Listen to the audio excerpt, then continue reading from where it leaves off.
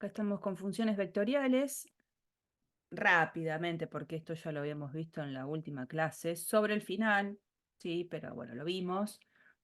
Empezamos a trabajar con lo que son las ecuaciones paramétricas de una curva, pensando en la simple situación de tener un objeto que se mueve a lo largo del plano, manteniendo una curva en su trayectoria. Y entonces la idea es poder ver en cada instante en qué lugar se encuentra este objeto en el movimiento. Y entonces podríamos pensar en que podemos describir las coordenadas X de este punto en cada instante a partir de lo que nosotros llamamos las ecuaciones paramétricas. Es decir, si el punto tiene coordenadas X, Y, la idea es ver esa X y esa Y exactamente qué valor adquiere a medida que el tiempo va pasando. Entonces se entiende que la X es una X que depende de t y se entiende que la Y es una Y que depende de t. O sea que depende de un parámetro, de un valor de un parámetro que habitualmente cuando uno habla de movimiento, ese parámetro tiende a ser el tiempo.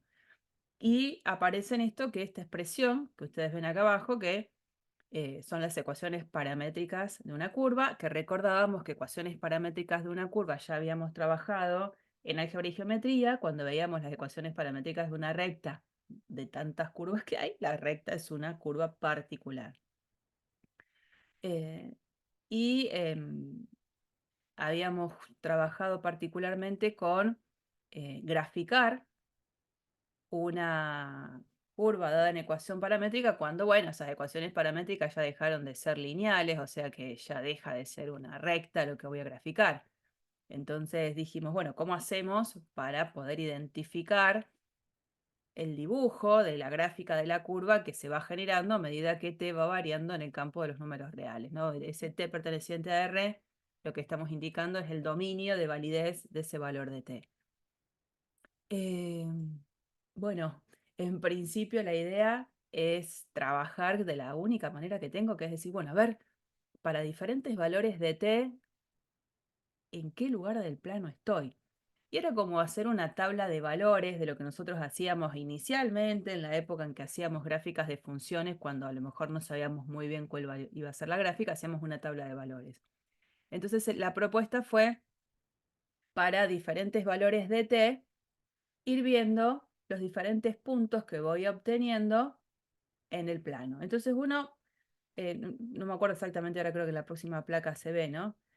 Para valores de t que van desde -4, -3, -2, 0, 2, son valores aislados que uno decide dar, se encuentra con estos puntos A, B, C, D y E. Por supuesto que el valor de t no es que tiene que ser un número entero, puede ser cualquier número, uno elige valores de t en donde las cuentas queden simples, ¿no?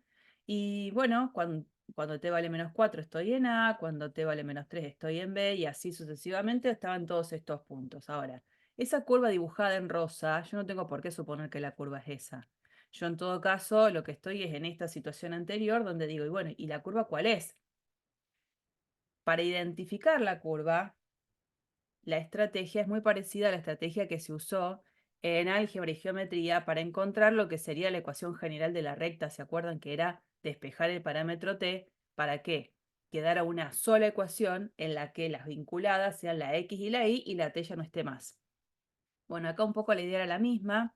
Es decir, bueno, a ver, ¿qué pasa si yo trabajo un poco con esta ecuación, estas dos ecuaciones, y despejo t de una para poder reemplazarlo en la otra y ver qué ecuación tengo al final?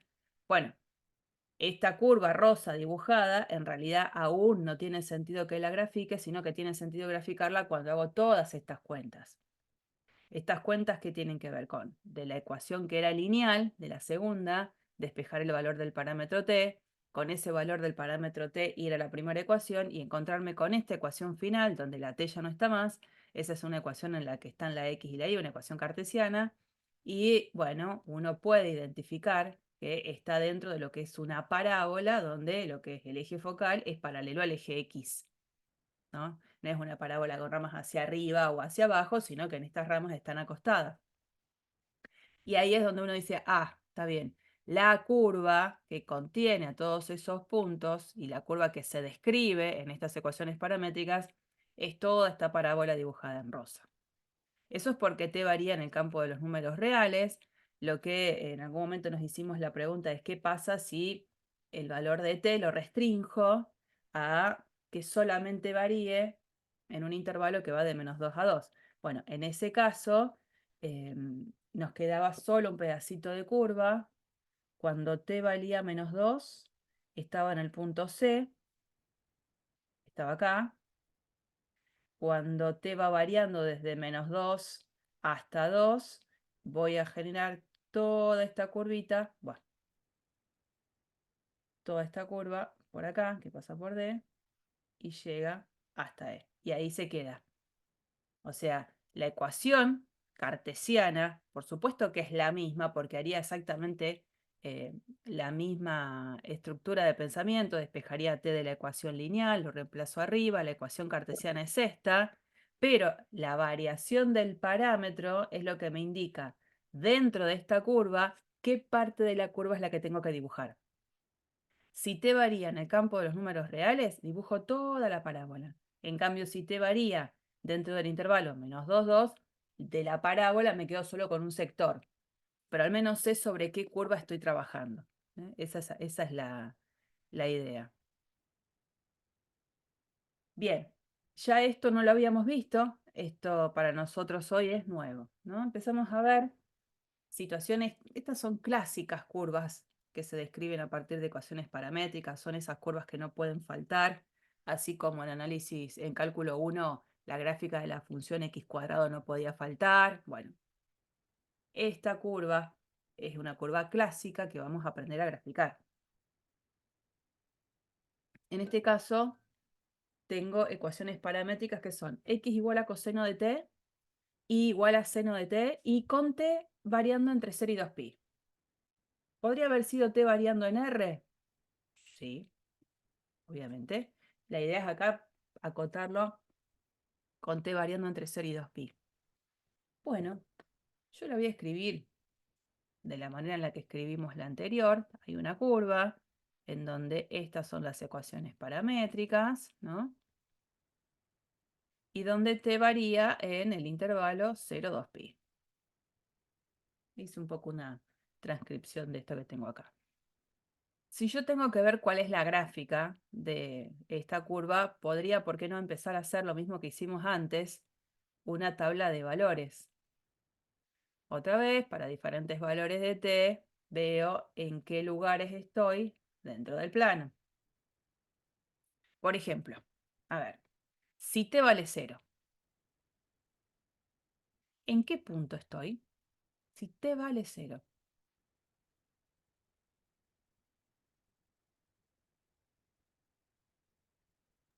1, 0.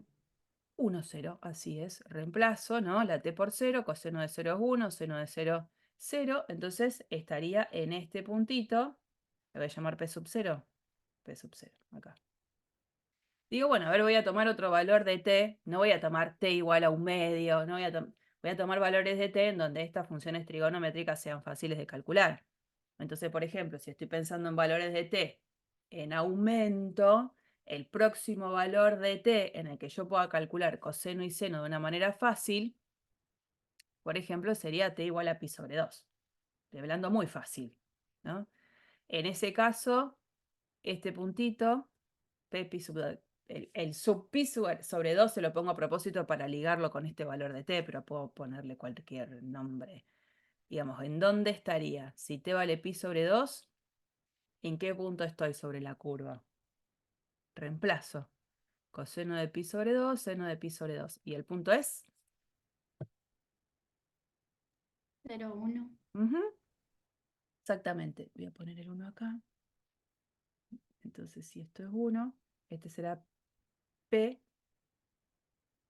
pi sobre 2. Entonces, 0, 1.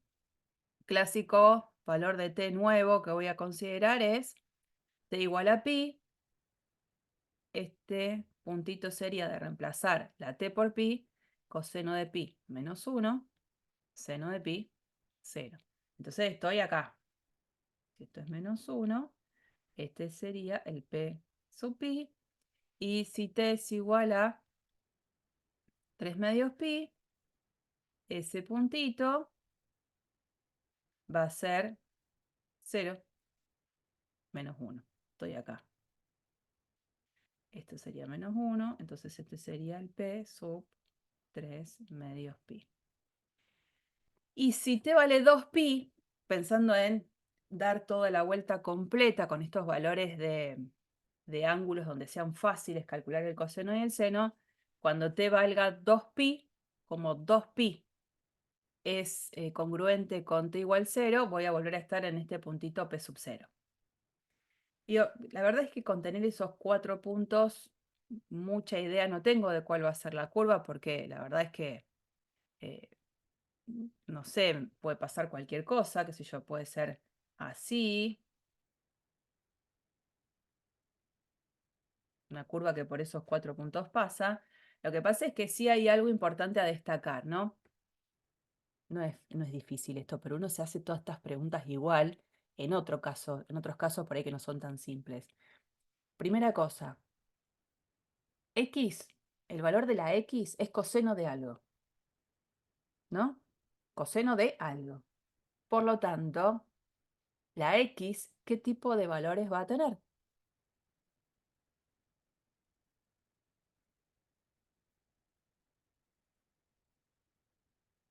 X es coseno de t. Entre 0 y 1. Casi, Gregorio. Perdón, entre menos Menos 1 y 1. menos Ahí uno. va, ahí va, entre menos 1 y 1. Entonces yo sé que los rangos de valoraciones de la X van entre menos 1 y 1. Ese dibujo que yo hice de una curva cualquiera no sería, ¿por qué? Porque la curva está sobre esta franja con valores de X entre menos 1 y 1. O sea que esto que yo dibujé acá no podría ser nunca un pedacito de la gráfica de esa curva que yo me estoy inventando, de la gráfica que estoy buscando, quiero decir, porque quedaría por fuera de esos rangos de valores. Y los valores de la I lo mismo. Y es seno de t. Bueno, por ser el seno de un ángulo, siempre está entre menos 1 y 1. O sea que el rango de variación de la I también va a estar entre menos 1 y 1. O sea que esto que está acá tampoco podría ser parte de la gráfica de mi función, de mi curva, y esto tampoco. Bueno, la idea es que lo que yo vaya a graficar, al menos en este primer análisis que hago, sé que va a estar dentro de lo que es este cuadrado. De ese cuadrado la curva no sale, por estas características que estuvimos viendo. Por supuesto que, digo, por ahí estoy haciendo demasiada interpretación en un dibujo que no, que es muy sencillo, pero digo, me parece que está bueno para entenderlo sobre otros gráficos. Ahora, si la idea es tratar de encontrar una ecuación en la que el parámetro t no esté, es decir, me quiero sacar de encima el parámetro t para encontrar una ecuación en la que solamente estén vinculadas la x y la y, digo, bueno, según lo que yo hice en el caso anterior, de una de las ecuaciones yo despejaba la t y la reemplazaba en la otra ecuación. Acá ese artilugio o esa estrategia no sé si está tan buena, porque ninguna de estas dos ecuaciones que tengo, la x con la t o la y con la t, ninguna es lineal. Si quiero despejar t de esta ecuación, tendría que poner arco coseno de x igual t. Pero si no hay otra, no hay otra, digamos. Pero lo mismo que acá. Si quiero despejar t de acá, arco seno de y, tampoco. No es algo que esté tan bueno. No viene por ahí la cuestión. ¿Cuál va a ser la estrategia acá para sacarme de encima este parámetro t y encontrar una ecuación en la que solamente estén ligadas la x y la y? ¿Cuál les parece?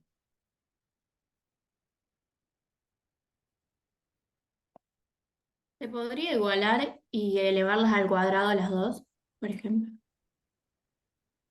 Cuando vos Ah, decís igualar, y ¿igualar hacerlas qué? cambiar. Perdón, te entendí. Seno igual al coseno de t para despejar t.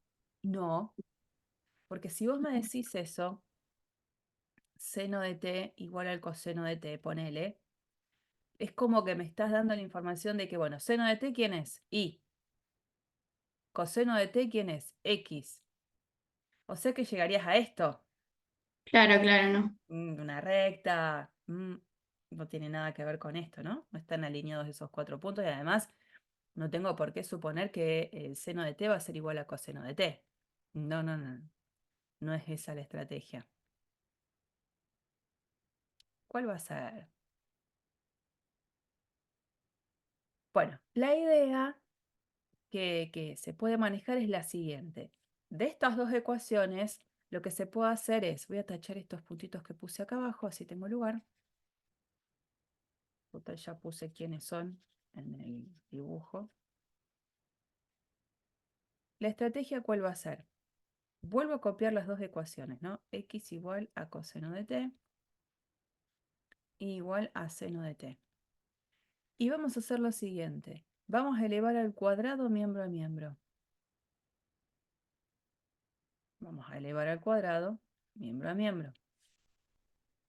Y lo que vamos a hacer es sumar. Entonces sumo todo lo que está del lado de la derecha del igual y va a tener que ser igual a la suma de todo, perdón, todo lo que está del lado de la izquierda del igual y va a tener que ser igual a la suma de todo lo que está del lado de la derecha del igual.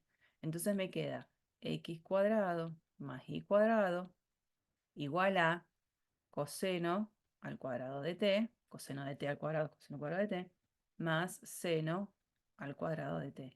¿Y esto a qué es igual? A 1. A 1. Exacto. Y entonces ahora digo, bueno, y en x al cuadrado más y al cuadrado igual a 1, esto, ¿qué tipo de curva representa? Una circunferencia. ¿De centro? 0, 0. Centro 0 y radio 1. Exacto. Acuérdense que el radio era la raíz cuadrada del numerito que quedaba acá. Bueno, la raíz cuadrada de 1 es 1, por eso es 1, ¿no?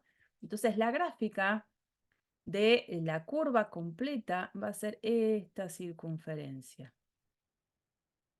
Y la forma en la que la estoy dibujando, muchas veces ponemos el simbolito de una flechita, indica la forma en la que se fue recorriendo.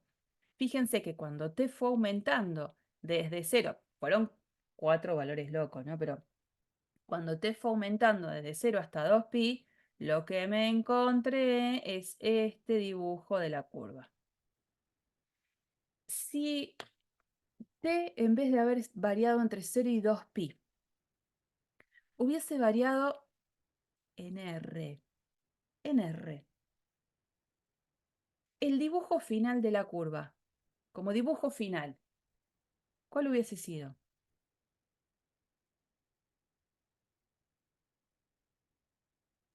La misma circunferencia. La misma circunferencia. ¿Cuál es la diferencia en sí, en algo más esencial, que radica en si t va entre 0 y 2pi a si t va a pertenecer al conjunto de los números reales? Porque la foto final de la curva es la misma en los dos casos, pero hay algo que no es lo mismo en los dos casos.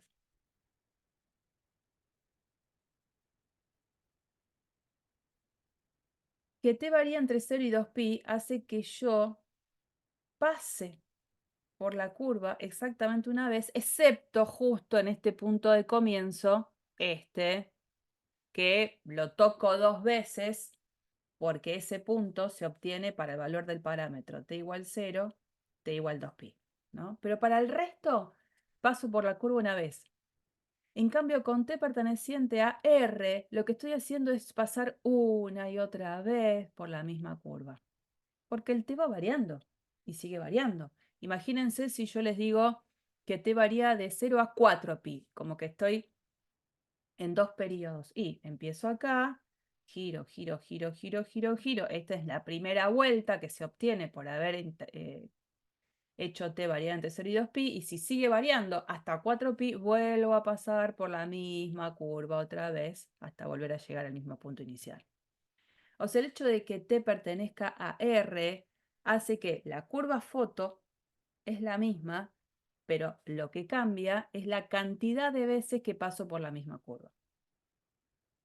Porque a la vez yo puedo preguntar lo siguiente: ¿qué pasa si yo mantengo esta misma forma de parametrizar la curva, pero ahora yo les digo que t pertenece al intervalo que va de 0 a pi sobre 2. Yo hago lo mismo, elevo al cuadrado miembro a miembro, sumo, reconozco en qué curva estoy, pero el parámetro me indica de la curva completa qué parte es la que yo me tengo que quedar. ¿Y con qué parte me quedo?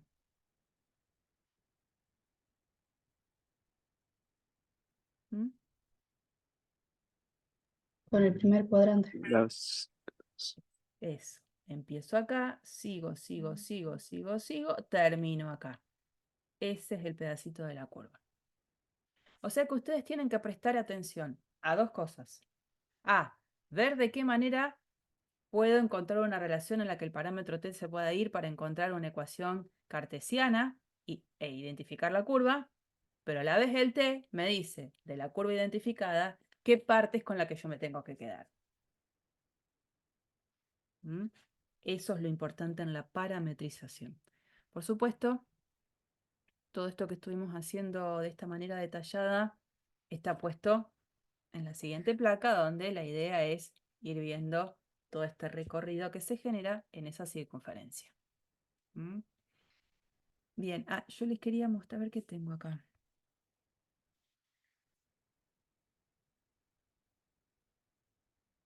A ver si hago un GeoGebra nuevo.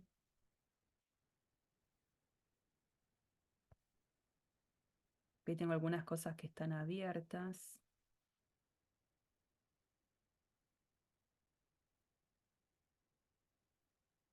¿Ya? Abrir uno nuevo. Esto creo que se los había comentado. Yo puedo poner curva. Y acá pongo curva.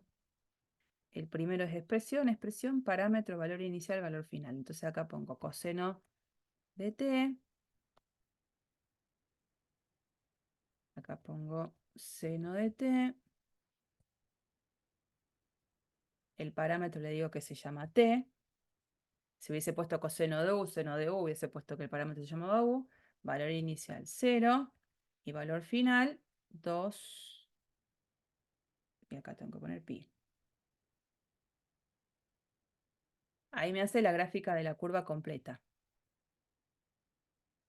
Ahí me la escribe en la parametrización, bueno, el 2pi, lo pone 6,28. Pero si no, hay otra forma que es la de usar un deslizador, porque si hago eso es medio como, voy a poner así, coseno, curva digo, otra vez, voy a poner coseno de t otra vez, seno de t, el parámetro es t, que va desde 0 hasta, y voy a poner a. ¿La tendría que haber creado el deslizador primero? Chingui, chingui. No. Lo voy a poner desde 0 hasta, bueno, 6,28. Lo voy a entender al pi. Y ahora sí, pone igual 0. Le voy a dar Enter. Bueno, fíjense cómo se va a ir generando a medida que el valor de este extremo va cambiando, ¿no? Chingui, chingui, yo voy cambiándola desde 0 hasta que llegue a 2pi. Y bueno, ahí, chan, la posibilidad del deslizador me dice de qué manera se va generando la curva a medida de que este extremo va cambiando, que es el extremo derecho, ¿no? Empiezo desde 0, pero voy cambiando, voy cambiando, voy cambiando. Y ahí veo la generación de toda la curva completa. Acá, en este dibujo, si pongo la curva con otro color, lo que me hace es la curva completa. Digamos, lo bueno de poder usar el deslizador es que me dice cómo se va generando la curva, ¿no? Si yo la dibujo completa, me la va a dibujar arriba de la otra. Eso siempre está bueno como recurso para cualquier curva que quieran hacer, ¿eh? Cualquiera. se va. Bueno, podemos trabajar en el espacio, porque el objeto, la mosquita o quien sea que hace una trayectoria a partir de conocer, pues, o sea, a partir del tiempo, puede estar en el espacio y en esa situación la idea es que yo estando en el espacio,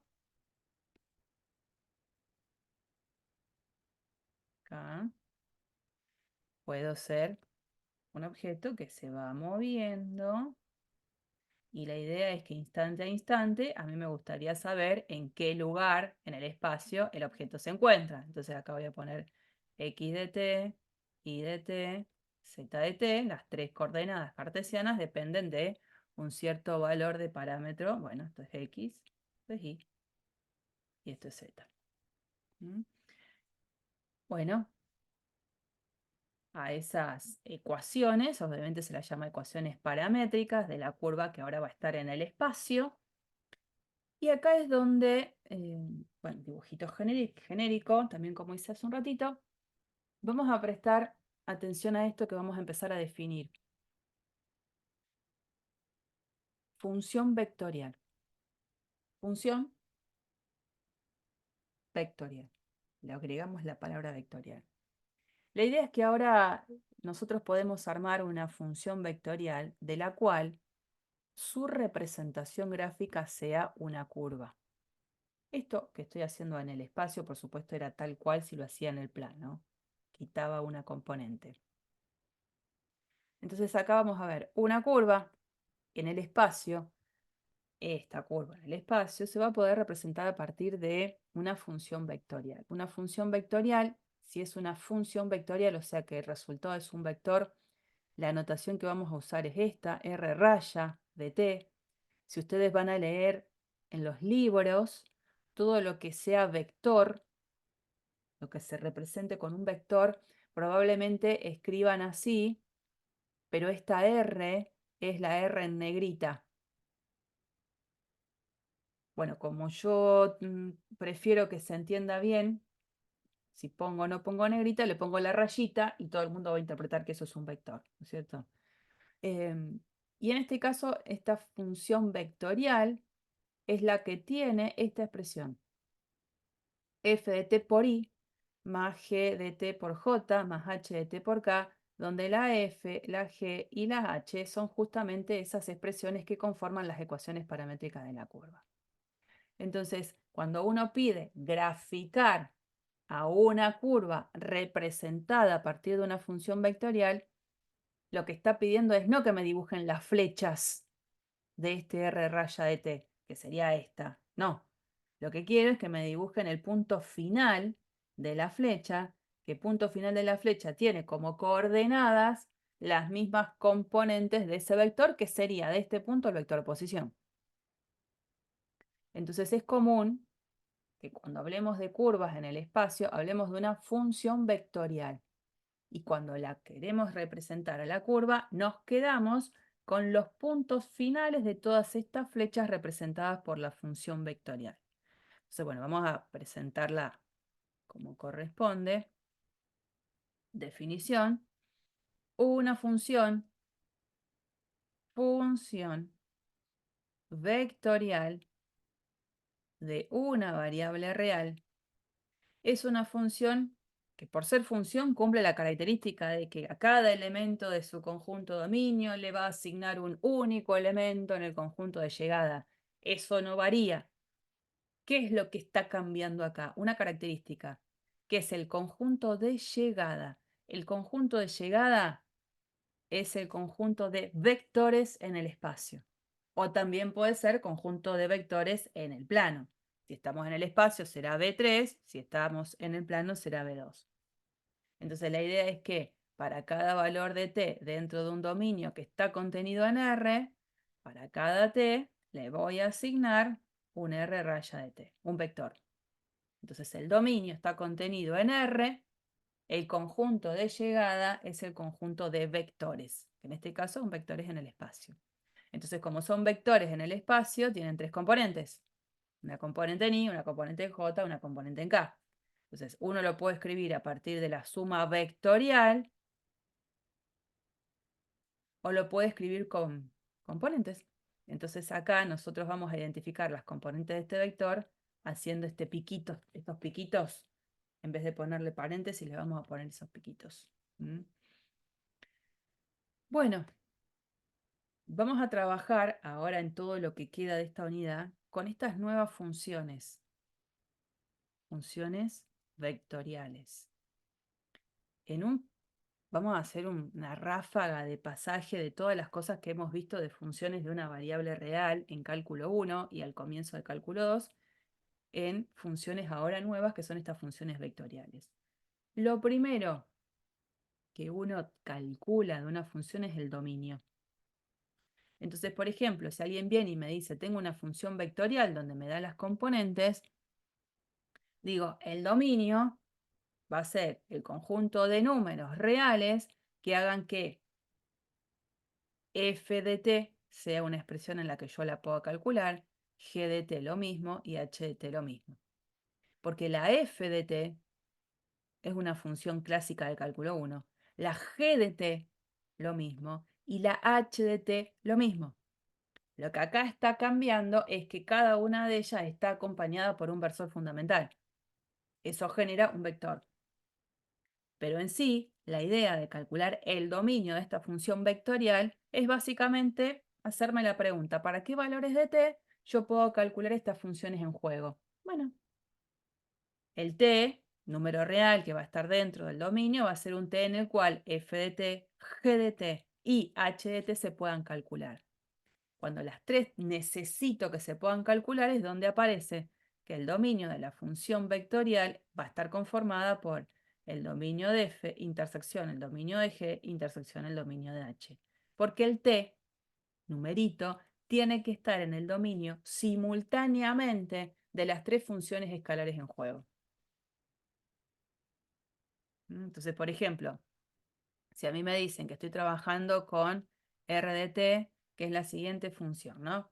Es e a la t más 5 por i, más 1 sobre t por j, más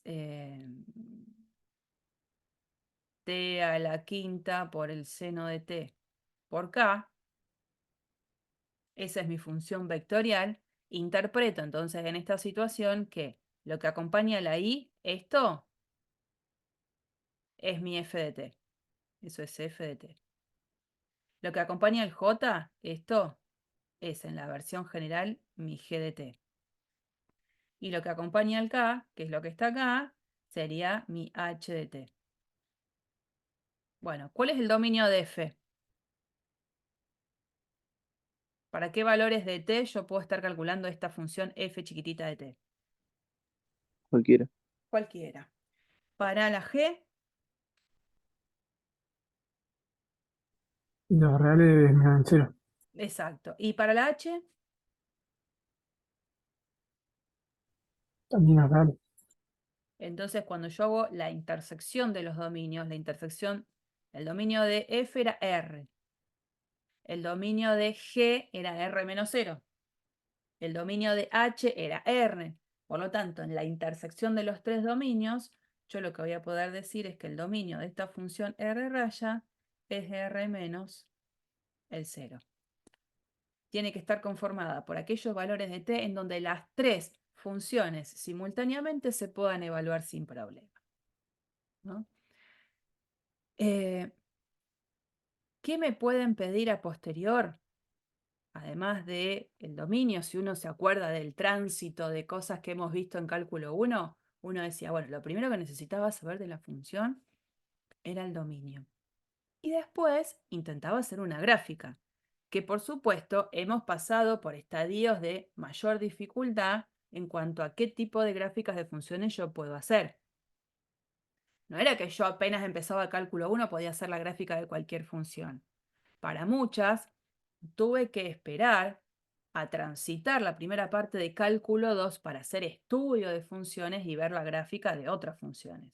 Y es más, yo podría también darles otras gráficas, otras funciones a graficar, de las cuales tampoco nos abrumaría poder hacerlo, ¿no? Bueno, la idea es que lo que sigue ahora es la gráfica de funciones vectoriales. ¿Qué significa hacer la gráfica de funciones vectoriales? Esto que yo les comentaba hace un ratito en el apartado anterior. Es justamente encontrar lo que serían las ecuaciones paramétricas de la curva para identificar solo los puntos finales de todas esas flechas representadas. Que bueno, en el caso ese que yo me inventé, no sé qué será la curva, ni idea. Pero sí vamos a tratar de hacer gráficas de curvas en el espacio, de curvas simples. Una de las primeras curvas simples en el contexto de cálculo 2 va a ser la hélice.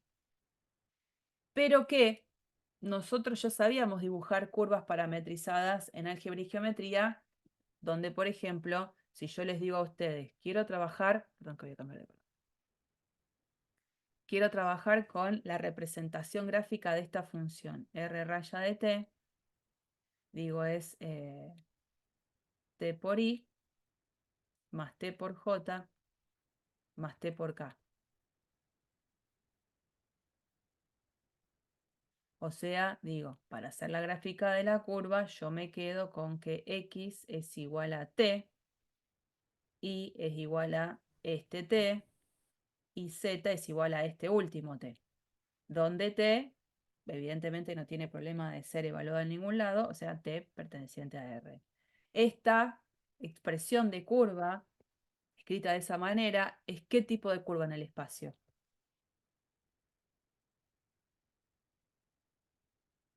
X igual t, z igual t, en el espacio. ¿Qué es? Una recta que pasa por el origen. Exacto. Con un vector de dirección que es el 1, 1, 1. Entonces, esta curva yo la puedo dibujar. Va a pasar por acá, bueno, vaya a saber para dónde viene. La recta. Hay curvas o hay funciones vectoriales muy básicas que sería capaz de graficar, porque conozco argumentos dados en álgebra y geometría. Bueno, esta curva, la hélice, es una de las primeras curvas que ya se escapa de esta simplicidad, ya no es tan simple, pero que en el campo de cálculo 2, esta curva, la hélice, en el espacio es una de las más simples. Aumentando la complejidad, esta es una de las más simples. Porque ¿qué es lo que, digamos, hay que hacer para entenderla? Fíjense, la ecuación de la función vectorial, voy a aumentar un poquito. Ahí. La función vectorial es esta de acá. R raya de t igual a 2 coseno de t por i, más 2 seno de t por j, más 3t por k, con t perteneciente a R. Si podría no haberme puesto con t perteneciente a R, que cuando uno considera eso e interpreta que es el dominio natural, el más amplio posible, uno dice, sí, la verdad, ninguna de estas tres funciones tiene problema de ser evaluadas en ningún lado, t pertenece a R sin problema. Uno cuando quiere hacer la gráfica de la curva dada por esta función vectorial, lo que hace es pasar a escribir lo que serían las ecuaciones paramétricas de la curva. Entonces uno dice, x, ¿quién es? Y la primera componente de este vector, 2 coseno de t. ¿Y quién es? 2 seno de t, la segunda componente, y z igual a 3t, la tercera componente. Bueno, y acá estoy en una situación muy parecida a la que estábamos con recta en el espacio. Hagamos un poco de memoria. Cuando uno trabajaba con recta en el plano, mi mundo era plano, sí podía pasar de las ecuaciones paramétricas a la general, en la que el parámetro t desaparecía y me quedaba una sola ecuación, en x y en y. En el espacio, trabajando con ecuaciones paramétricas de una recta, yo no podía tener una sola ecuación para representar a una recta. O tenía lo que se llamaban las ecuaciones paramétricas de una recta, donde la x, la y, la z se podían escribir en función de t. ¿O de qué otra manera podía dar la ecuación de una recta? En el La espacio. simétrica, por ejemplo. Sí, ¿Y otra forma? La intersección de dos Canónica. planos. Perdón, Santi, ¿qué? La ecuación de forma canónica. ¿Qué significa para vos forma canónica? Es la misma que la simétrica, creo. Cuando uno iba restando los puntos de paso, cuando uno ponía X menos el punto de paso sobre la componente del Bueno, es vector. lo que decía Delphi, Ah, es esa. Otra forma de dar una recta en el espacio. Alguien ahí la dijo, pero intersección entre dos planos. Ah, sí, Pero sí, eso. Si ¿por alguien qué? lo dijo, no lo escuché. Como intersección de dos planos. O sea, uno quería sacarse de encima el parámetro T, ¿no? Pero o caía en lo que ustedes me dijeron, la forma simétrica, donde forma, no ecuación, forma simétrica, porque hay dos igualdades involucradas en un mismo renglón, o pasaba a mirarla como intersección de dos planos. Pero no podía, o sea, era una llavecita que involucraba dos ecuaciones de dos planos, pero no podía dejar una sola ecuación donde el parámetro T se vaya. No podía dejar una sola ecuación que represente a la recta en el espacio. Bueno, la forma simétrica o, por ejemplo, intersección como dos planos. Bueno, acá va a pasar un poco lo mismo. A mí me encantaría decir, bueno, ahora lo que quiero hacer es lo mismo que hice antes con la circunferencia. Me saco T y trato de buscar una ecuación en la que T no aparezca. No lo puedo hacer con las tres ecuaciones. Pero sí puedo hacer un artilugio medio parecido. Por ejemplo, si yo de las tres ecuaciones ahora concentro la mirada en las dos primeras, esta como que la dejo ahora en stand-by, podría hacer lo mismo que hice antes. Elevo al cuadrado miembro a miembro, elevo al cuadrado miembro a miembro y sumo, ¿no? Si solamente me concentro en esas dos ecuaciones, me quedaría x cuadrado más y cuadrado del lado de la izquierda igual a 4 coseno cuadrado de t más 4 seno cuadrado de t, que cuando saco el 4 factor común me queda expresado o multiplicado por coseno cuadrado de t más seno cuadrado de t, que es 1. Entonces me queda esto. Bueno, esto, eso solo, en el espacio, ¿qué es? En el espacio. En el plano es una circunferencia centrada en el origen de radio 2. En el espacio, Un cilindro de radio 2. es porque esto, aunque yo no lo vea, es para todo Z. Eso es un cilindro. Pero bueno, el cilindro no es una curva, es una superficie. Entonces, lo que por supuesto yo no tengo que perder de vista es que sigue estando esta ecuación. Entonces ahí es para todo Z. El Z, a medida que el T va cambiando, tiene también su representación. Entonces eso hace que, en principio, lo que yo diga es esto. La curva, hoy todavía no sé qué es, pero seguro la curva está contenida en este cilindro. De eso no se escapa.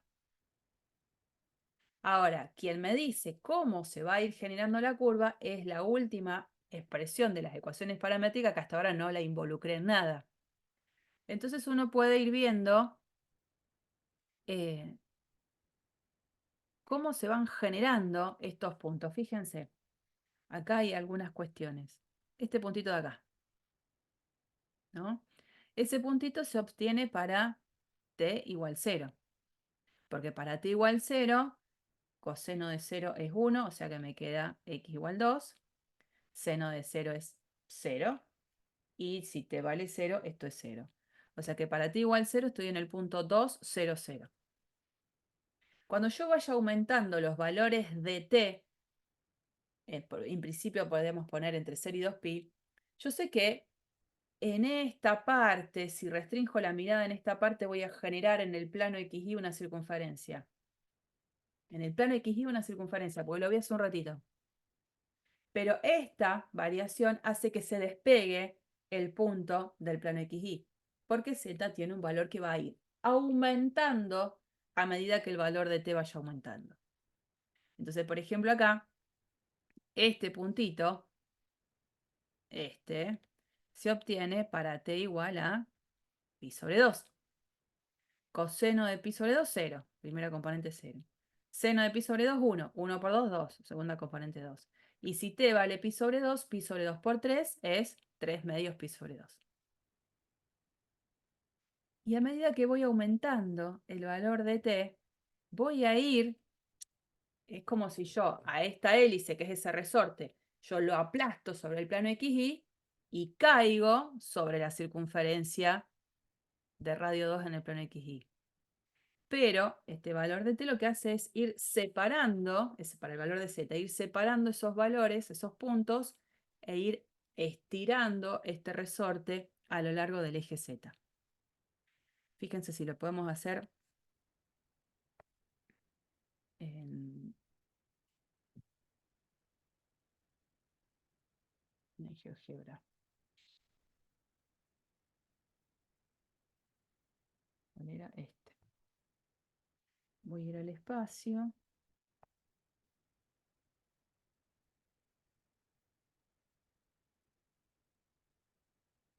El A lo dejo, esto lo saco. La vista gráfica la quiero para el parámetro. Ahí. Esto no lo quiero. Curva. Ahora voy a poner esta, que tiene expresión, expresión, expresión, porque estoy en el espacio, necesito 3 expresiones. Era 2 coseno de t. Al 2 acá le tengo que poner la estrellita para que interprete el producto. Eso. Después, era 2 por seno de t y 3t. 3t, el parámetro se llama t. Ah, y acá voy a poner 3 por las dudas. En la estrellita. Valor inicial 0 y el valor final el a.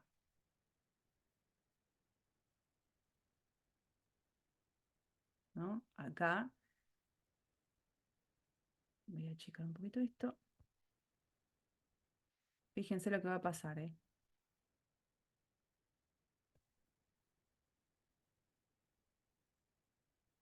Voy aumentando el valor del a.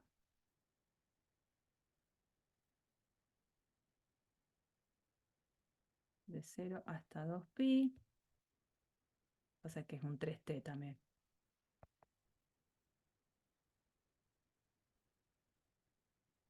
Ahí, ¿no? Voy desde acá. Dibujito. Voy a ponerlo en la clásica representación ahí.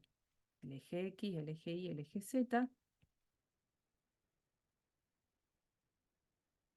Voy aumentando el valor del t. Voy aumentando el valor de t. ¿Qué es lo que está haciendo esta curva? Fíjense que es una hélice.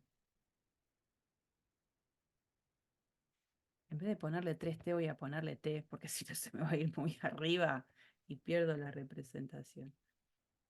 Ahí. El 3t, ese 3 hace que enseguida el z tome valores muy grandes, entonces lo bajo un poco.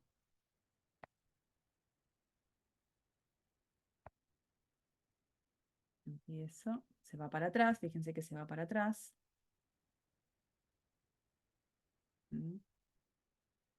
Va rodeando, pero a la vez va subiendo. Ahora se va a venir para adelante otra vez. Pero sigue subiendo. Sigue subiendo. Vamos a darle al parámetro un poco más de... Vamos a ponerle un 12.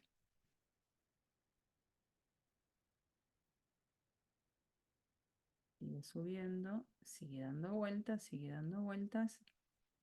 La idea es que se va generando esto que es este resorte.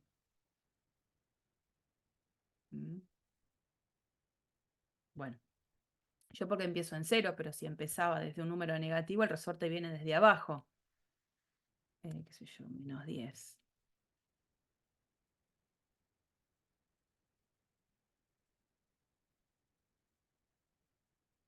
Ah, no, yo soy la papa frita porque puse acá desde 0. No, no, no. Tengo que hacerlo de nuevo. Me olvidé por un número negativo. No olvídense de eso. Chingui, chingui, chingui. En todo caso, tengo que venir acá y ponerle que t vaya desde -15. Ahí va. Voy generando, ven que viene desde abajo. Si el parámetro acá empieza desde -15, viene, viene, viene, pero siempre es este resortito alrededor del eje Z. Que si yo acá les graficara el cilindro, x al cuadrado más y al cuadrado más 4, no, igual 4 era. Bueno, fíjense que esa hélice queda en el borde del cilindro. El cilindro es una superficie, pero que contiene a esta curva. Bueno, esa es un poco la cuestión. Esa es una posibilidad de cilindro que estamos dibujando, de hélice. Siempre va a querer enroscarse o a querer hacer ese rulito de la hélice alrededor del eje relacionado con esa variable en la que no está ni el seno ni el coseno. En este caso, la tercera componente de R de t es la que está involucrada con solamente el parámetro t, y esa hélice se va a generar alrededor del eje Z. ¿Mm? Bueno, ahí tenemos entonces una curva nueva, la hélice circular. Ah, y esto sí, por ahí está bueno conocerlo, como para aclararlo. Cuando uno habla de orientación de la curva, está dando a entender, vieron que yo en un dibujito anterior les había puesto la flechita. Con la flechita uno va indicando a medida de que los valores de t van aumentando, cómo recorro la curva. Esa es la orientación positiva. Tomando valores de t que van creciendo, me fijo hacia dónde voy en el recorrido de la curva. En este caso, si yo tengo que marcar sobre el dibujo de la curva la orientación, diría ahí, para allá. Hago esto y sigo para allá. ¿No? A medida que voy tomando valores de t creciendo, así es como se va generando la curva. Bueno, otra forma de encontrar una parametrización de una curva, porque hay veces que no me dan la parametrización de la curva, yo la tengo que dar. Pero de la curva en cuestión, algo de información igual me dan. Entonces puede pasar que la curva a la que le tenga que buscar una parametrización, me la den como intersección de superficies. Entonces, por ejemplo, considerar la curva determinada por la intersección entre la superficie cilíndrica, x cuadrado más y cuadrado igual a 1. Podrían no haberme dicho superficie cilíndrica. Me podrían haber dicho la superficie, nada más, que yo me iba a dar cuenta que esta ecuación es un cilindro, donde el eje del cilindro coincide con el eje Z. Y la superficie plana, podrían no haberme dicho superficie plana, podrían haberme dicho superficie, y yo me doy cuenta sola que la ecuación que está acá representa un plano. Y entonces dice, bueno, hay una curva determinada por la intersección de estas dos superficies, el cilindro y el plano. Lo que me piden es encontrar una función vectorial que describa a esta curva a partir de una ecuación para una parametrización. Entonces es como que tengo esta situación. Digo, a ver, me están diciendo que la curva, así como antes a una recta la podía dar como intersección de dos planos, bueno, a esta curva me la están dando como intersección de dos superficies. Una es un plano y la otra es este cilindro. Digo, y ahora yo tengo que pasar a una función vectorial r raya de t, donde tenga algo por i, más algo por j, más algo por k, donde estas expresiones, que son las que habitualmente llamaríamos x de t, y de t y z de t, conforman las ecuaciones paramétricas de la curva. Y bueno, ¿y eso cómo lo hago?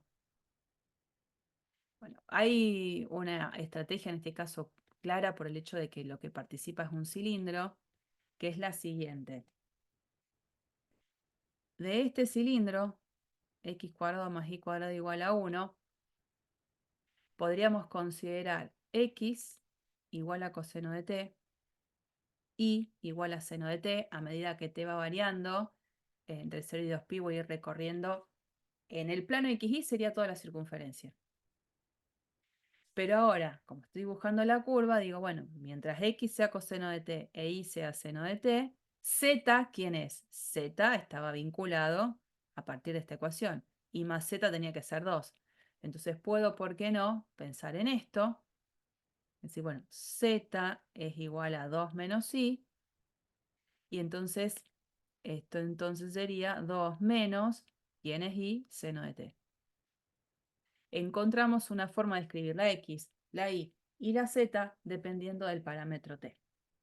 Entonces quedaría coseno de t por i, porque habíamos dicho x igual coseno de t, seno de t por j, que habíamos dicho que y era seno de t, y en la tercera tiene que ser z, 2 menos i, pero no voy a poner 2 menos i porque tengo que escribir todo en función de ese parámetro t, es 2 menos seno de t. Uno puede ver acá la intersección, este es el plano, que intersección con el cilindro genera esta curva. Bueno, esta curva puede ser parametrizada a partir de esta función vectorial, esa parametrización. Lo puedo poner otra vez en el GeoGebra y ver que lo que se genera es realmente esa curva. ¿Mm? Esta es una idea para poder parametrizar cuando aparecen este tipo de superficies en juego. No digo que funcione 100% para cualquier ejercicio, digamos. Esto porque obviamente había un cilindro dando vuelta y un plano. Habría que ver en otras situaciones cuál podría ser una buena estrategia. En general, a ver, ¿dónde era este? GeoGebra, a ver, voy a sacar esto, voy a sacar esto. Yo pongo x al cuadrado más y al cuadrado igual 1, ¿no? Ese es el cilindro con el que estábamos dibujando ahí.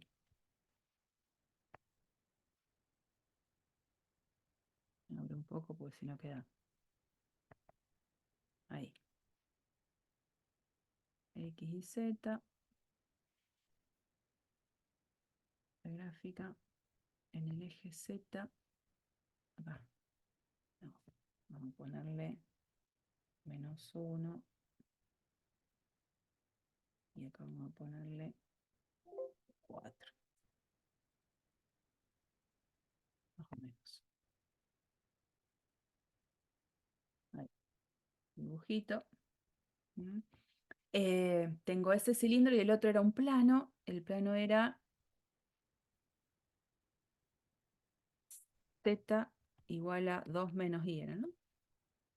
Ahí. Ahí va. Saco este plano gráfico. Ahí tendríamos el dibujo hecho por GeoGebra. A ver si me deja acá la intersección entre esto y esto. Ahí está, ahí la marca. Bueno, GeoGebra, cuando yo le pido hacer la intersección, vieron que hago siempre lo mismo, pongo acá intersección y marco las dos superficies y ahí me marca la curva. En ese marcarme la curva, acá GeoGebra me presta una posible parametrización. Me da ahí como una idea. Fíjense, esto más esto, que si lo junto todo en una sola expresión, sumo coordenada x con x y con y, z con z, y me queda 0 más seno de t, acá coseno de t, y acá 2 menos coseno de t. GeoGebra me da una posible parametrización. ¿Qué es lo que hace a diferencia de lo que escribí yo? Y lo que yo escribí es coseno de t, seno de t, y yo escribí 2 menos seno de t. Pero la esencia se mantiene.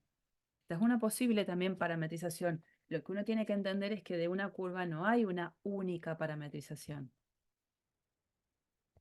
Hay infinitas formas de poder parametrizar una curva. GeoGebra me prestó una, la que a él le parece, la que considera brindar. Pero esta es una y nosotros encontramos otra. ¿Estamos?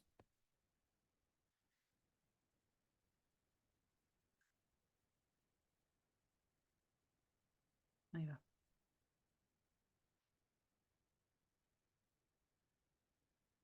Bueno, seguimos un poquito con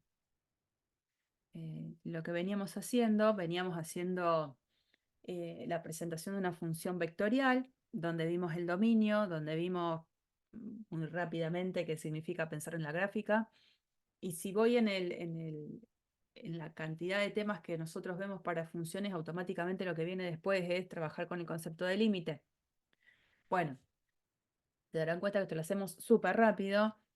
Si hablamos de una función vectorial, hablar del límite de una función vectorial, límite de SR raya de t cuando t tiende a, es pensar en el límite de cada una de las funciones componentes.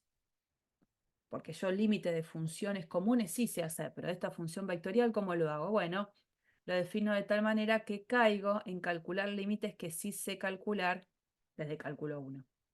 Entonces, fíjense que esta es la otra forma de escribir a la función vectorial, que es a partir de las componentes, o la podría haber escrito como se las presentaba antes, f de t por i más g de t por j más h de t por k, a partir de la suma vectorial.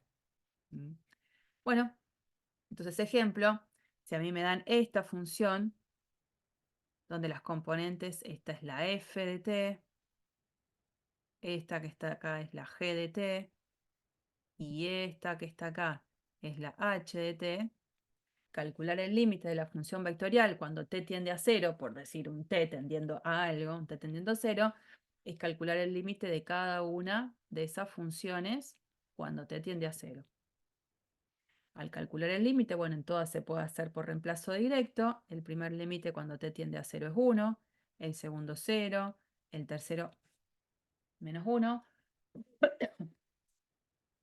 Entonces el límite de esta función vectorial es este vectorcito en particular, el 1, 0, menos 1. Chan, eso solo. ¿Mm?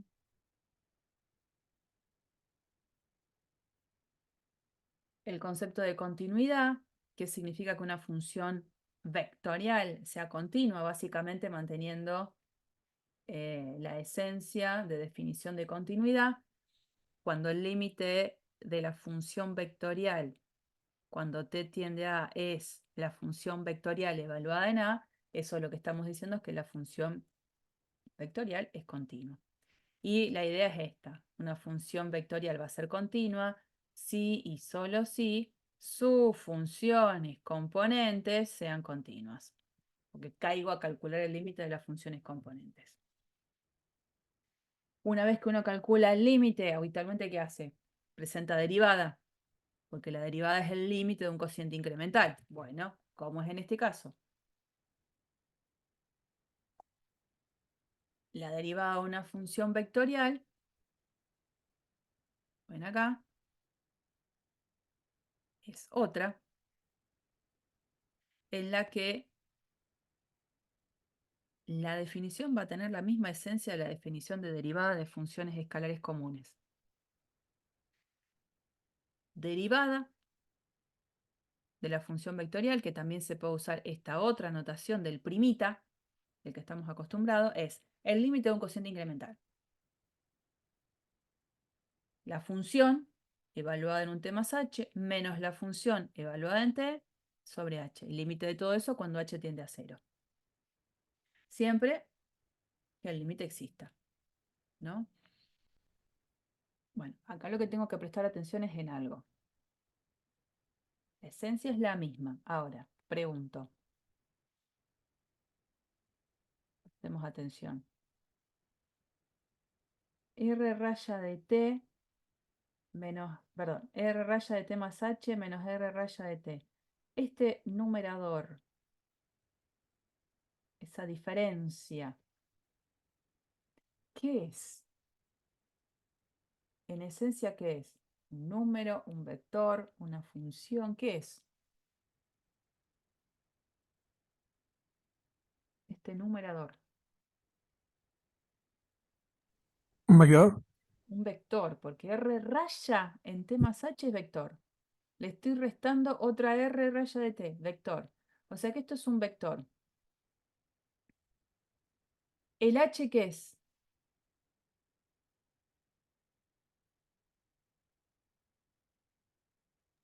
Un Ese- número. Eso sí es un número. Entonces, cuando me fijo este cociente, ¿el cociente qué es?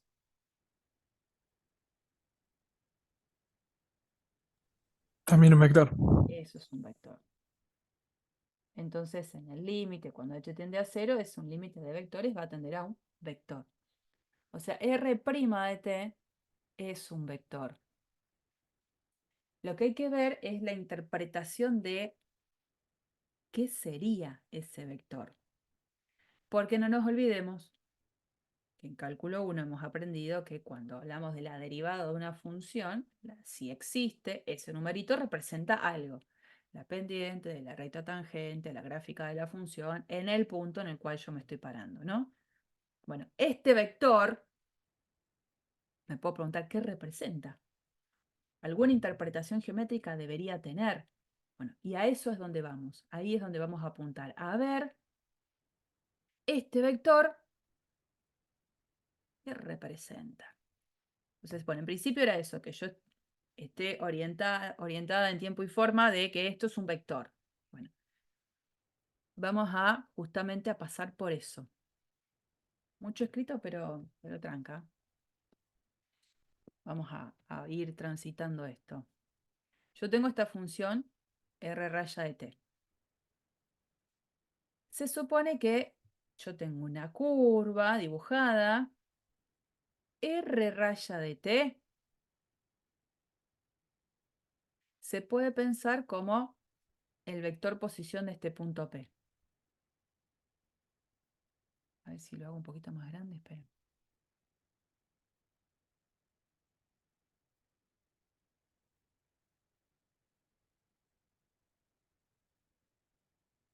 Pique más.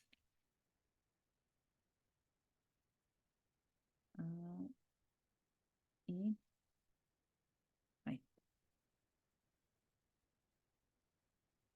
Decía R raya de t. R raya de t, no me olvido, era una f de t por i, más una g de t por j, más una h de t por k. Y el puntito de coordenadas f de t, g de t, h de t, el puntito que tenía como coordenadas las mismas componentes que r de t, era el punto en la curva. Este punto pertenece a la curva gráfica de la función, ¿no? Entonces, como que tengo las dos cosas en juego, punto y vector. Entonces, si yo elijo R raya de t, es porque tengo un vectorcito, pero ese vectorcito tiene un punto final, que es el que va a estar en la gráfica de la curva. De la misma manera, puedo pensar en que cuando en ese cociente incremental se necesite calcular R raya en t más h, es porque estoy parada en otro punto de la curva. Entonces, R raya de t más h será este otro vector. El punto final del vector va a ser el punto Q, que como coordenadas van a ser f en t más h, g en t más h, h en t más h. Ese es otro puntito en la curva. Pero cuando en el límite del cociente incremental aparece esta resta, es una resta de vectores. Por eso les preguntaba, es una resta de vectores. ¿A dónde lo represento en el dibujo? En esta flecha celeste. Si yo tengo esta flechita que es R de T y esta otra que es R en T más H, esta flechita, esta, es R en T más H menos R de T. Resta de vectores. Lo hacíamos en álgebra y geometría, no estoy inventando nada. Ahora, en el límite del cociente incremental, ¿qué se hacía? A esa resta la dividía por H. Entonces, el H, por supuesto, puede ser positivo como negativo. El H es el que tiende a cero, pero el H puede ser positivo o negativo. Si H es positivo, tendiendo a cero, digo, pero positivo, la idea es que al vector que tenía, que lo marqué en rojo, lo divido por H. Lo que hago es multiplicarlo por 1 sobre H. Piénsenlo así, multiplico por 1 sobre H. Si yo a un vector lo multiplico por un escalar que es positivo al vector, le estoy cambiando el módulo, pero lo que no le estoy cambiando es ni la dirección ni el sentido. Yo lo multiplico al vector por un escalar. Si es positivo, no le cambio ni la dirección ni el sentido. Si el H es negativo, lo que le estoy cambiando es el sentido. Pero lo que me importa en este caso es que yo, en cualquiera de las dos situaciones, voy a estar considerando esto. H tendiendo a cero. En ese H tendiendo a cero, este puntito Q se va a correr cada vez a estar más cerca de este puntito P. Y estos vectorcitos van a tender a una posición límite de un vector que en el límite es R' de t. ¿Y quién es R' de t? Un vector representado en el segundo dibujo que de la curva es un vector tangente. Los vectores PQ tienden a una posición límite que es R' de t, que en la interpretación geométrica es un vector tangente. O sea que también tiene una interpretación geométrica el cálculo de la derivada de una función vectorial. Es un vector, porque estoy hablando de funciones vectoriales, es un vector, pero que es tangente a la curva. Por supuesto, en la medida en la que R' de t existe y no sea vector nulo, porque el vector nulo tangente a qué va a ser, ¿no? Eso me gustaría mostrárselos en un archivito genérico que anda por acá, donde lo tengo. Este.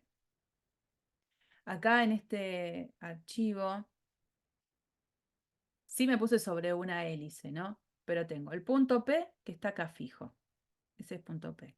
Y este punto Q se va a ir moviendo con valores de H que siendo positivo, que los tengo acá, los voy a hacer decrecer hasta llegar a cero, ¿no? Fíjense, el H va decreciendo hasta llegar a cero. ¿Qué pasa? El punto Q se acerca cada vez más al punto P fijo. Esa flecha rosa es el vector diferencia sobre H. Fíjense que tiene la misma dirección de PQ, pero bueno, como lo estoy dividiendo por H, positivo, el módulo va a cambiar, pero lo que no cambia es su sentido. Y ese numerito H, que yo lo voy a ir haciendo cada vez más chiquitito, voy a ir acercando cada vez más a cero, fíjense que ahí se acerca mucho, mucho a cero, y ese vector cociente tiende a una posición límite, el H ya es muy chiquitito, ahí tiende a esta posición límite, que es una posición tangente a esta curva. ¿Qué pasa si yo ahora vengo desde atrás con valores de H negativo? Que los voy a ir aproximando cada vez más al cero. El H negativo, fíjense, PQ, ese vector resta, tiene un sentido que no es el mismo que el cociente, porque lo estoy dividiendo por un H que es negativo. Pero ese H yo lo voy a ir aproximando cada vez más a cero, lo que hace que Q se aproxime cada vez más a P. De todas maneras, se va acercando, se va acercando, se va acercando. Este vectorcito tiende a una posición límite que era la misma que la posición límite a la que tendían si tomaba valores de h positivo. Si pongo 0 no me marca nada porque estaría dividiendo por 0. Entonces me dice, epa, ¿qué pasó? Divido por 0 y me pone todos los signos de pregunta, ¿no? Pero ahí, me aparto un poquito. La línea punteada, básicamente, es lo que se llamaría la recta tangente a la curva en ese punto. Entonces yo pregunto, el punto es este punto de paso en el cual yo me paro y donde generé todo este archivo. Si quiero encontrar esta recta tangente, ¿qué vector usaría para dar la dirección a esa recta? El punto de paso lo tengo y quisiera saber la ecuación de la recta tangente a la curva en este punto. El punto lo tengo porque el punto es fijo, es el punto de paso. ¿Quién sería el vector que me está dando dirección a esta recta tangente? ¿A qué vector tomo como paralelo para dar las ecuaciones paramétricas de la recta tangente? R'. Sí, señor. R'. ¿Mm? ¿Qué es lo que ahora vamos a ver acá? La recta tangente a esa curva es una recta que contiene el punto y tiene la dirección de R'. O sea que una vez que yo encontré el vector R' de t, una vez que lo encontré, ya sé que ese vector es quien me va a dar la dirección que siga la recta tangente a la curva. ¿Mm? Bueno, eh, esto se los comento, no es algo que usaremos mucho nosotros. La verdad no lo vamos a usar mucho nosotros, pero obviamente está lo que se llama el vector tangente unitario, que es al vector R' dividirlo por su módulo. Unitario, vector de módulo 1, bueno, vector tangente, pero unitario es el vector R' de t, que sé que es tangente a la curva, pero dividido su módulo. Y tiene esta notación de t mayúscula de vector tangente unitario. Pero se los comento, aunque acá no creo que lo usemos mucho en los ejercicios. Ahora, todo bien, o al menos creo, con esta definición, la derivada, límite de un cociente incremental, fantástico. Acabamos de ver una interpretación de este vector R', que es un vector tangente a la curva. Pero ¿cómo lo calculo? Mediante operaciones algebraicas para esquivar el cálculo del límite de un cociente incremental. Bueno, lo que vamos a poder ver es justamente que gracias a este teorema, si yo tengo una función vectorial de la cual conozco sus funciones componentes, escrita de esta forma, el vector R' de t, calcular el límite de ese cociente incremental, no es más que calcular la derivada de cada una de las funciones componentes. Esto terminó. O sea que si yo tengo una función R de t, que como componentes tiene t cuadrado por i más 4 seno de t por j más e a la t por k, el vector R' de t es el vector que surge de ir derivando cada una de las funciones componentes. La derivada de t cuadrado, 2t, entonces esa es la componente, la primera componente de R', más 4 seno de t, lo derivo, 4 coseno de t, es la segunda componente, más y la derivada de a a la t, ella misma, ahí tengo el vector de R'. Paso a derivar las funciones componentes, porque las funciones componentes son funciones de una variable como estuve acostumbrado a trabajar hasta recién. Bien. Bueno, estas son todas propiedades, reglas que voy a poder utilizar al momento de derivar expresiones que estén relacionadas con funciones vectoriales. Por ejemplo, fíjense qué es lo que dice. Tenemos u y b, dos funciones vectoriales. O sea, es un U raya de t, B raya de t. Funciones vectoriales que además son derivables. O sea que puedo calcular U' de t y puedo calcular B' de t. Esto es una captura tal cual del steward. Fíjense lo que yo les decía antes. Se usa siempre el negrita para indicar que una expresión es vectorial. Y como en este caso, no negrita, para una función escalar. Cuando digo una función escalar es una función real, ¿no? Entonces, situación, ¿qué pasa si yo tengo una suma de funciones vectoriales? La derivada de la suma de funciones vectoriales es la suma de las derivadas. Uso las reglas de derivación. Si tengo que derivar una función vectorial que está multiplicada por un escalar, bueno, el escalar sale afuera y queda la derivada de la función vectorial. Y acá miren que empiezan las cosas a ponerse ya de otro color y a prestar atención. Esta f chiquitita de t, ¿es número o vector?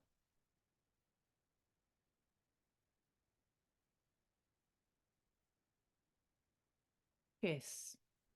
Voy a poner más Un grande. número. Sí, señor, porque va a ser un número.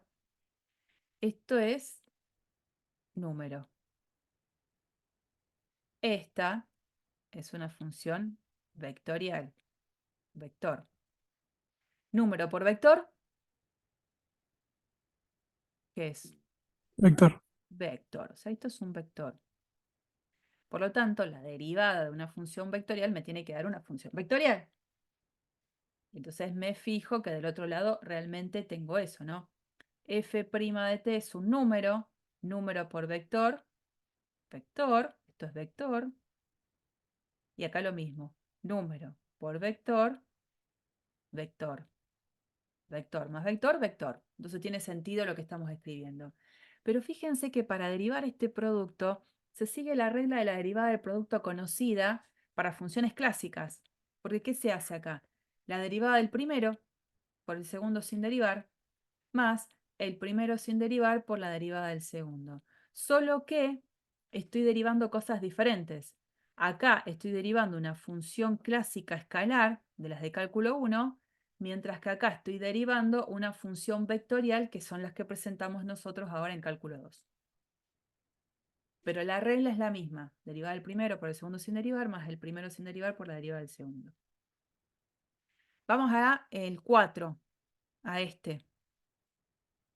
Acá tengo vector, escalar, vector. Una aclaración por las dudas.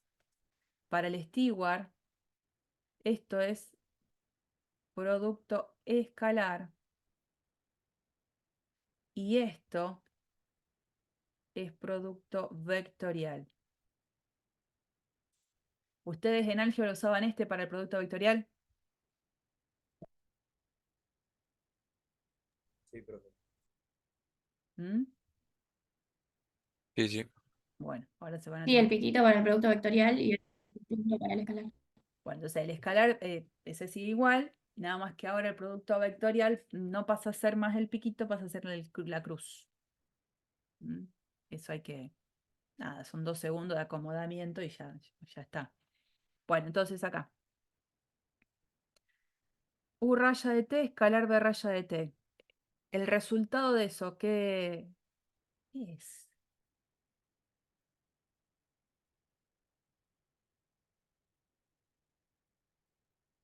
El producto escalar entre dos vectores. ¿Qué me daba Un como número. resultado? Número. Un número. Entonces, esto completo es un número. Entonces, si estoy haciendo en realidad no es un número, es una expresión que depende solo de t, una expresión, una función escalar. La derivada de una función escalar también va a ser una función escalar. Vamos a ponerlo en vez de número, vamos a ponerlo un escalar. Es un escalar. Entonces, la derivada de una función escalar me tiene que dar una función escalar. Bueno, vamos a ver del otro lado. Fíjense, vector, escalar, vector. Esto es un escalar. Vector, escalar, vector, también es un escalar. escalar más escalar, escalar, y tiene sentido. Pero lo que quiero marcar es que otra vez vale la regla de la derivada del producto.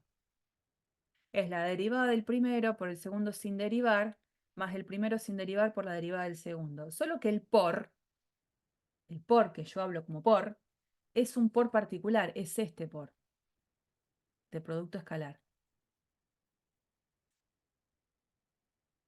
Entonces miremos la propiedad 5. En la propiedad 5 aparece algo similar. Acá tengo U vectorial B. U, producto vectorial con B. El producto vectorial entre dos vectores me devuelve ¿qué cosa?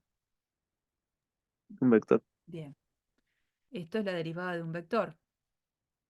Entonces me tiene que dar un vector. Bueno, vamos al otro lado. Producto vectorial entre vectores es un vector. Producto vectorial entre vectores es un vector. Vector más vector, vector. Tiene sentido. De nuevo, se rige la misma idea para derivar este producto. La derivada del primero por el segundo sin derivar, más el primero por la derivada del segundo. Solo que el por, ahora es con este por, manteniendo la misma función que le dio sentido a este producto. Este era escalar, este es vectorial. Y en la sexta propiedad es lo que sería la regla de la cadena, que se mantiene en esencia. Yo cuando aplico regla de la cadena, ¿qué hago? La derivada de la de afuera, evaluada en la de adentro, por la derivada de la de adentro. Bueno, acá tengo una función vectorial evaluada en una función escalar. Pensemos. U raya evaluado en, no en t, en f de t. Todo eso, todo esto, ¿es vector o es escalar?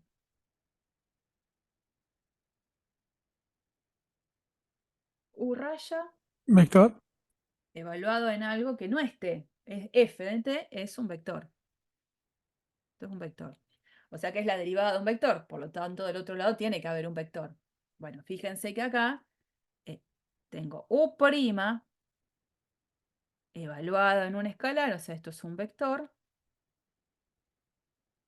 F', si la función es escalar, f' de t, ¿qué es? ¿Un vector o un escalar?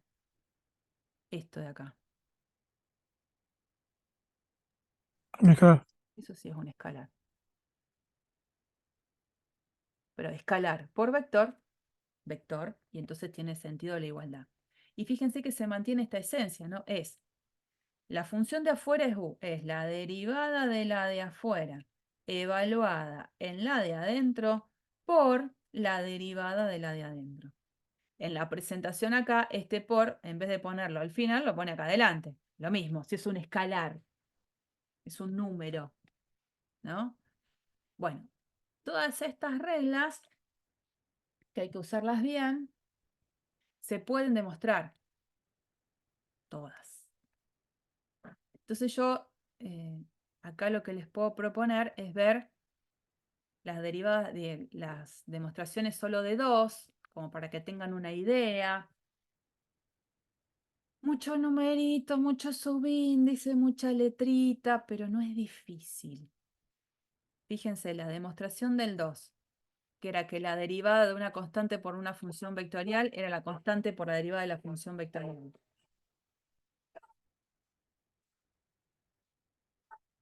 Acá tengo esta función vectorial. Ahí va. Tengo que calcular la derivada de la constante c por la función vectorial. Entonces, ¿a qué es igual? A c por la función vectorial. Acá. Y yo digo, en este mundo de acá adentro, donde me mantengo adentro de lo que después va a ser la derivada, esto es un vector multiplicado por una constante. Entonces la constante, ustedes saben bien, en un vector puede pasar a multiplicar a cada una de las componentes del vector. Entonces adentro, digo, esa c La puedo dejar acompañando a cada una de las funciones componentes. Y entonces digo, ahora tengo una función vectorial, nada de función vectorial multiplicada por una constante afuera. La constante la metí adentro. Y a mí me dijeron que calcular la derivada de una función vectorial, lo que hay que hacer es derivar cada función componente. Entonces, ¿ahora qué diría? Pasaría a un paso previo que digo, bueno, el resultado de esto es una función vectorial donde lo que tengo que hacer es derivar esto y derivar eso. Al derivar eso, digo, yo ahora estoy en mundos que yo ya conozco porque es como si estuviese trabajando con funciones de cálculo 1. La derivada de esta función escalar es la constante por la derivada de la función. La derivada de esto es la constante por la derivada de la función. La derivada de esta parte es la constante por la derivada de la función. Y entonces un volver para atrás. Esta C y esta C, que es una constante, la saco afuera. Y cuando miro lo que me ha quedado acá, digo, lo que me quedó acá es lo que yo llamaría U' de t. Entonces se puede demostrar paso tras paso la fórmula que estaba descrita en el número 2. La derivada de una función que es función vectorial por escalar es el escalar por la derivada de la función vectorial. Esta 4, ¿la 4 cuál era? Esta.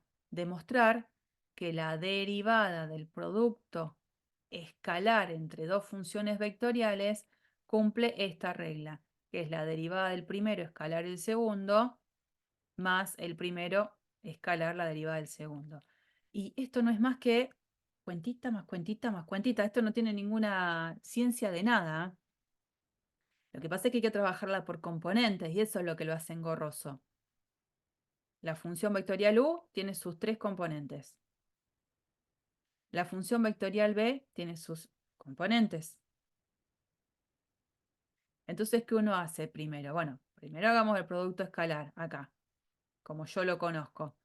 El producto escalar entre dos vectores, ¿cómo se resolvía por componentes? ¿Cómo era la fórmula? Producto escalar entre dos vectores dadas por componentes. La suma de la multiplicación de sus componentes. De las componentes homólogas. Le agregaría la palabra para que quede claro, ¿no? Primera Ok. por primera, más segunda por segunda, más tercera por tercera. Bueno, entonces acá queda todo este producto escalar escrito. Bueno, derivar eso es derivar una función escalar típica de cálculo 1. Entonces tengo que derivar este producto, más derivar este producto, más derivar este producto. Y acá aparecen todo eso desplegado. Y en ese despliegue, junto de manera conveniente, digamos, en ese despliegue que me queda, es hincha nada más, junto esta, que la pongo acá, G'1 de t por G2 de t, esta, la pongo acá. Y esta que viene acá es esta, que la dejo acá. Las que quedaron son las que pongo acá al final. Entonces estas rojas, fíjense que quedó F1' de t, G1' de t, H1' de t, multiplicado por F2, G2, H2. Estoy haciendo el producto escalar entre estos dos vectores. Bueno, lo azul lo mismo, se puede disfrazar como este producto escalar, queda demostrada la fórmula. O sea, no, esto es hacerlo por componentes, juntar y me queda la fórmula. No hay mucho más para decir. No es que ahí tengo que hacer una estrategia de un sumar y restar, multiplicar y dividir. No, no, no. Esto es bien simple. Pero un poco tedioso porque es largo. No difícil, por ahí un poquito largo. Les presentaba esas dos a modo de muestra, como para que tengan una idea. Y para terminar la clase de hoy y no abrumarlos más, también se pueden calcular integrales. Que eso ya fue nuestro mundo de cálculo 2. hemos calculado integrales indefinidas en cálculo 1 y después nosotros en cálculo 2 calculamos integrales definidas, ¿no es cierto? Bueno, ¿qué significa o qué vamos a querer decir cuando hablemos de la integral definida de una función vectorial? Bueno, en esencia es el límite de estas sumas de Riemann provocadas por la función vectorial R raya. ¿Qué es lo que vamos a hacer? Como hemos hecho con el cálculo de derivadas, como el cálculo de límite. Bueno, si esto es un límite, recién vimos hace un rato que calcular un límite de una función vectorial no es más que calcular el límite de cada una de sus funciones componentes. Entonces, lo que estamos haciendo al calcular el límite de esta suma de Riemann de la gran función vectorial es hacer el límite de las sumas de Riemann de cada una de las funciones componentes. Entonces, en la primera componente, si existe el límite de esta suma de Riemann, la primera componente se traduce en calcular la integral definida de la primera función componente. Si existe el límite de las sumas de Riemann de la segunda componente, eso se traduce en la integral definida de la segunda componente. Y lo mismo, si existe el límite de la suma de Riemann de la tercera componente, eso se traduce en la integral definida de la tercera componente. O sea que calcular la integral definida de una gran función vectorial no es más que calcular la integral definida de cada componente. Siempre la misma historia, por componentes. Entonces vamos a ver sobre un ejemplo. Miren acá, ya que estábamos a ver el tema de integral indefinida, que no es lo que estuvo presente anteriormente. ¿Qué pasa si yo tengo esta función vectorial? Nada complicada. 2 coseno de t, seno de t, 2t, sus componentes. Si a mí me piden calcular la integral indefinida, otra vez voy a pensar en lo mismo. Le voy a pasar la pelota a calcular las integrales indefinidas por componente, ¿no? Entonces, la integral indefinida de esta función vectorial es una nueva función vectorial. ¿Quiénes son las componentes de esta función vectorial? Y la primera componente, que es la que acompaña el versor y, es la integral indefinida de 2 coseno de t. La segunda componente, la integral indefinida de seno de t. Y la tercera componente, la integral indefinida de 2t. Las resuelvo, a cada una la resuelvo. Y ese es un paso intermedio que acá no está y que lo voy a aclarar. Si yo quiero resolver la integral indefinida de 2 coseno de t, yo lo que voy a decir es esto. Esto es 2 seno de t. ¿Y qué me falta cuando calculo la integral indefinida? Más C. Más c. Entonces yo voy a poner acá más c1. Esa es la integral indefinida en la primera componente. Entonces lo multiplico por i. Después más. Calcular la integral indefinida de seno de t. Fantástico. ¿Qué escribo? Menos coseno de t más una constante arbitraria. Entonces, como para no llamarla igual, le pongo c sub 2. Eso por j. Más, y me faltaría la tercera componente, la integral indefinida de 2t, digo, bueno, t cuadrado más otra constante arbitraria que la llamo c3. Eso es por k. Eso es lo que me quedaría en un primer paso. El paso siguiente, digo, a ver, en cada uno de los términos tengo una suma. Esto más esto por i. Esto más esto por j. Esto más esto por k. ¿Por qué no lo separo? ¿No? Entonces yo separo así. 2 seno de t por i. 2 seno de t por i. Más. Ahora voy a dejar este para después. Ahora sumo, me va a quedar acá. Menos coseno de t por j. Menos coseno de t por j. Y voy a sumar esta expresión. T cuadrado por k. T cuadrado por k. ¿Qué voy a sumar al final? O sea, yo decido dejarlo al final. Las expresiones que tienen que ver con el C1, con el C2 y con el C3. Entonces me queda C1 por I más C2 por J más C3 por K. Lo que me ha quedado al final es, en definitiva, un vector donde sus componentes son C1, C2, C3, donde C1 es una constante arbitraria, C2 es una constante arbitraria y C3 lo mismo. Entonces, esto es una gran constante arbitraria. ¿Qué es lo que se pone acá?